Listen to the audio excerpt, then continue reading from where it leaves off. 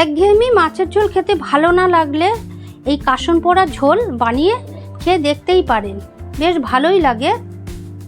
মুখের স্বাদও বদল হবে আর গরমে হালকা পাতলা ঝোল ভালো লাগে। কে কে এইরকম ঝোল খেতে পছন্দ করেন অবশ্যই কিন্তু আমাকে কমেন্ট করে জানাবেন। আর এই ঝোল কিন্তু গরম ভাতে খেতে ভীষণ ভালো লাগে। নমস্কার বন্ধুরা, আমি বাসন্তী, আপনারা দেখছেন great Indian food with Basanti channel.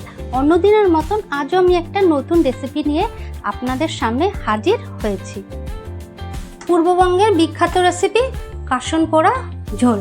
এই কাসন পোড়া ঝোলের জন্য প্রথমে আমি মশলাটা তৈরি করে নেব। 1 চামচের মতন সর্ষে নিয়ে নিলাম, কালো সর্ষে, আর সাদা সর্ষেও নিলাম এই যে 1 চামচ। এই দুটো সর্ষে আমি একটু হালকা করে একটু ভেজে নেব, যেন পুড়ে না যায় সেদিকটা লক্ষ্য রাখতে হবে। এই সর্ষেগুলো যতক্ষণ না ফাটবে ততক্ষণ ভাজতে হবে, আর গ্যাসের ফ্লেম একদম কমিয়ে দিয়ে ভাজতে হবে। আপনারা চাইলে কালো সর্ষে দিয়ে করতে পারেন, আমি এখানে সাদা হলুদ সর্ষে আর কালো সর্ষে দুটো মিক্সড করেই করছি। এই কাসন পোড়া সর্ষেগুলো পুড়িয়ে দিলে কিন্তু হবে না। এই দেখুন সর্ষেগুলো ফুটছে, সর্ষেটা হয়ে আসছে। এবার আমি গ্যাসটা অফ করে দেব। গ্যাসটা অফ করে দিয়ে এখানে আমি 1 চামচ পোস্ত দিয়ে দিচ্ছি। কেউ যদি পোস্ত না চান তো দেবেন না, পোস্ত ছাড়াও কিন্তু এটা হয়।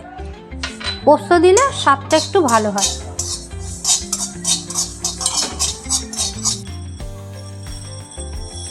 সর্ষে পোস্ত আমি প্লেটে নিয়ে নিচ্ছি। 4 পিস কাতলা মাছ নিয়ে নিয়েছি। কাতলা মাছের গায়ে আমি নুন হলুদ মাখিয়ে নিচ্ছি।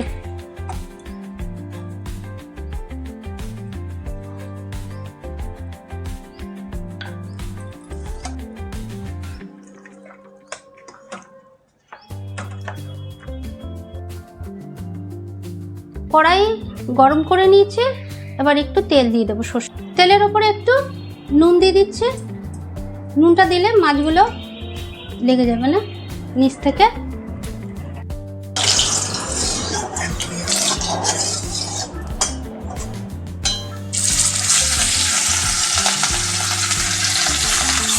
আমি 2 পিস করে ভেজে নিচ্ছি। এক পাশ হয়ে গেছে, আর এক পাশে আমি উল্টে দিচ্ছি। খুব বেশি ভাজবো না মাছ, কাতলা মাছ হালকা ভাজলেই হয়ে যাবে। ঝোলের মাছ খুব বেশি ভাজার দরকার নেই। মাছগুলো ভাজা হয়ে গেছে, এবার তুলে নিচ্ছি।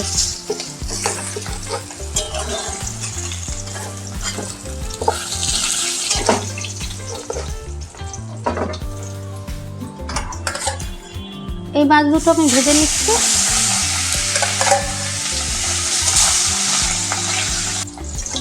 এই মাছ আমার হয়ে গেছে, তুলে দিচ্ছি। এখানে কড়াইতে আমি ফোড়নে দিয়ে দিচ্ছি কালো জিরে, 2 কাঁচা লঙ্কা, দিয়ে দিচ্ছি একটু হলুদ,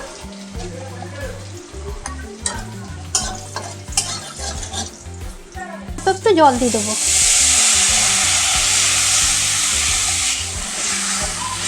জলটা আমি ফুটিয়ে নেব, তারপর এর মধ্যে মাছ অ্যাড করব। গ্যাসের ফ্লেমটা জোরে দিয়ে দিয়েছি। গ্যাসের ফ্লেমটা জোরে দিয়ে জলটা ফুটিয়ে নিতে হবে। জলটা ফুটছে আর আমি এদিকে মশলাটা গুঁড়ো করে নেব।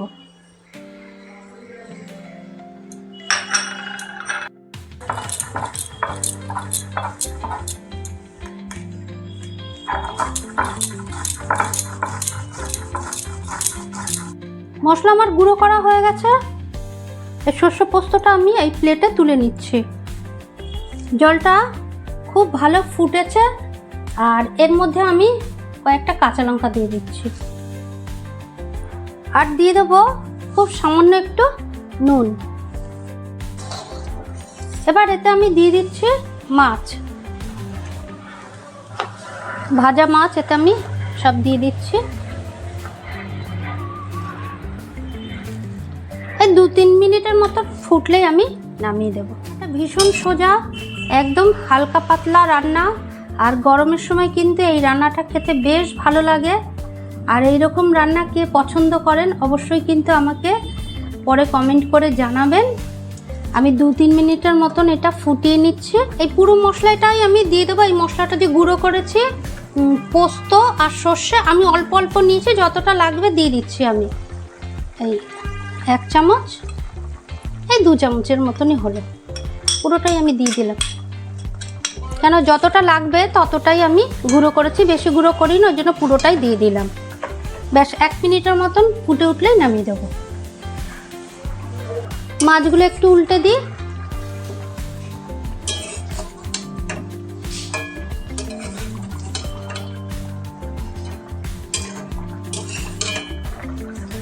এখানে আমার সর্ষে আর পোস্ত পড়েছে, খুব সামান্য একটু হালকা কাঁচা তেল দেব, খুব সামান্য।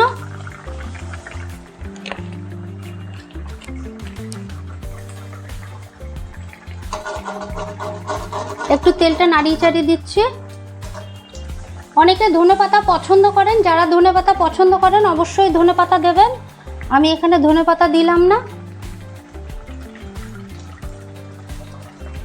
গ্যাসটা অফ করে দিচ্ছি। গ্যাসটা অফ করে দিয়ে আমি 10 মিনিটের মতো এটা ঢেকে রেখে দেব।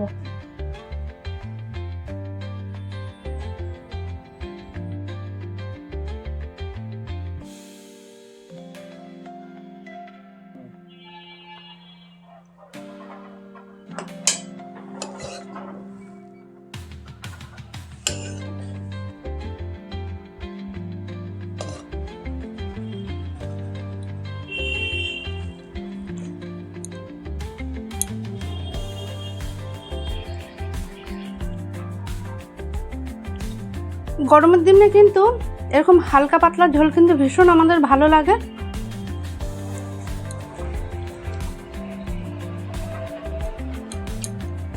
এটা তো দেখলেন কোনো মশলা নেই, বেশ ভালো টেস্টফুল।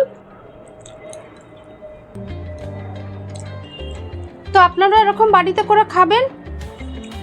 আর আমার ভিডিওটা ভালো লাগলে অবশ্যই লাইক করবেন, কমেন্ট করবেন, প্লিজ সাবস্ক্রাইব করে দেওয়ার অনুরোধ রইল।